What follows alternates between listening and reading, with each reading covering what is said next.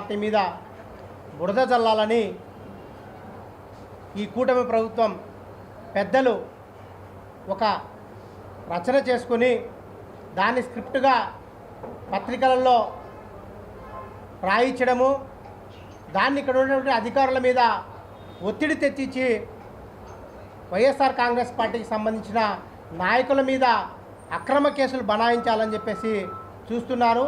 ఎందుకంటే పెద్ద దస్తగిరి అనే వ్యక్తి మా పార్టీకి లాయల్గా ఉన్న వ్యక్తి, నిత్యం పార్టీ ఆఫీస్లో ఉంటూ అందరితో కూడా మంచి ప్రవర్తన కలిగిన వ్యక్తి. అటువంటి వ్యక్తిని చంపడం అనేది దారుణమైన విషయం.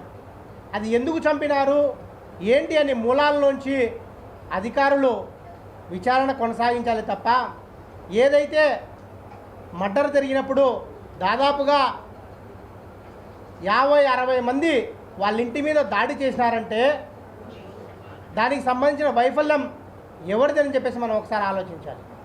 పోలీసులు అక్కడికి వచ్చిన తర్వాత కూడా అక్కడ ఉన్నటువంటి వ్యక్తి మాకు ఏదైతే రక్షణ కల్పించమని చెప్పేసి మిమ్మల్ని వాళ్ళు అంతమంది దాదాపుగా 40-50 మంది వచ్చి మా మీద దాడి చేస్తున్నారు, మేము బయటికి పోవాలంటే భయం ఉందంటే పోలీసులు కనీసం వాళ్ళకి రక్షణ కల్పించకుండా వాళ్ళు గంజాయి తాగి ఉండారులే, వాళ్ళని వదిలేయండి, మీరు రిమ్స్కి వెళ్ళండి అని చెప్పేసి చెప్పిన పోలీసులు.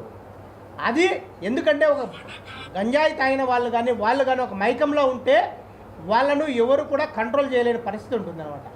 ఆ విధంగా జరిగిన ఇన్సిడెంట్ని తీసుకొని మీరు జరిగిన వారం రోజులు కూడా ఒక కోణంలో విచారణ చేసి, ఎప్పుడైతే మీరు విజయవాడలో ఉన్నటువంటి తెలుగుదేశం పార్టీ పెద్దలు ఏవైతే రాబోయే ఎన్నికలు, ఈ లోకల్ బాడీ ఎన్నికలు జరుగుతున్నాయి, ఇక్కడ కడపలో మనం వైఎస్ఆర్ కాంగ్రెస్ పార్టీని ఎదుర్కోవాలంటే ఎదుర్కోలేము అని చెప్పేసి ఈ హత్యలో గంజాయి విపరీతంగా కడపలో అయితేనేమి రాష్ట్రంలో అయితేనేమి విచ్చలవిడిగా ఉంది, ఇవన్నీ కూడా కూటమి ప్రభుత్వానికి మనకు చెడ్డ పేరు తెస్తాయనే ఉద్దేశంతో ఏదో ఇతను చేసిన లావాదేవీలను పూచిగా చూపించి ఏవైతే జరిగిన ఈ లావాదేవీల ద్వారా వీళ్ళను మర్డర్ చేసినారని చెప్పేసి ఒక కోణాన్ని వాళ్ళు అక్కడ రచించి దాన్ని పత్రికలకు లీకులు ఇచ్చి పత్రికల్లో వచ్చిన కథనాలను తీసుకుని అధికారులు ఇన్వెస్టిగేట్ చేయడం అనేది చాలా బాధాకరమైన విషయం.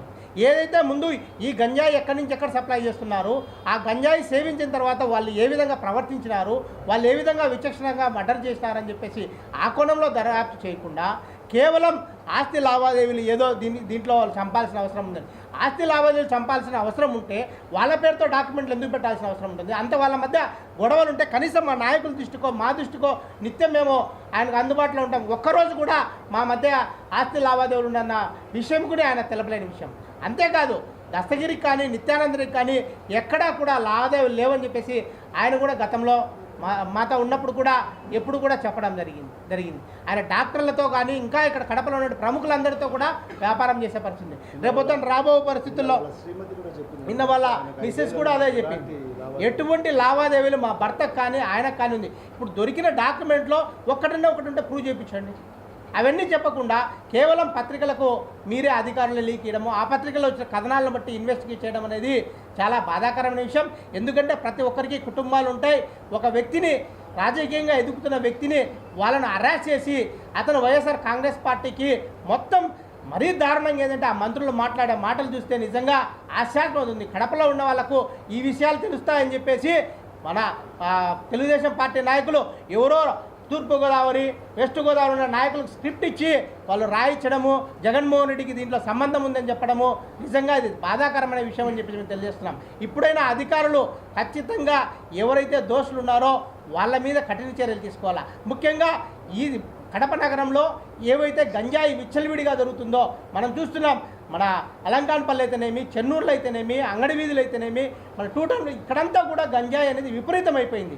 ఆ గంజాయి సేవించిన మత్తులో వాళ్ళు ఏం చేస్తున్నారో వాళ్ళకు తెలియని విచక్షణంగా జరిగే కార్యక్రమం జరుగుతుంది.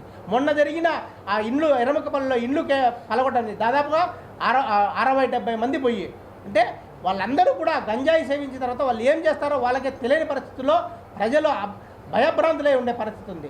వీటన్నింటినీ పోవాలంటే ఖచ్చితంగా లా అండ్ ఆర్డరు ఖచ్చితంగా వాళ్ళు ఎటువంటి ప్రెజర్ లేకుండా ఎంక్వైరీ చేసి ముందు ఈ గంజాయి వస్తున్న మూలాలను అరికట్టాలి. అలాగే ఇక్కడ జరుగుతున్న నేరాలన్నింటినీ కూడా పార్టీలకు అంటగట్టకుండా నిజంగా ఎవరైతే దాంట్లో ఇన్వాల్వ్ అయినారో వాళ్ళందరినీ కూడా శిక్షించాలని చెప్పేసి వైఎస్ఆర్ కాంగ్రెస్ పార్టీ తరఫున డిమాండ్ చేస్తున్నాం.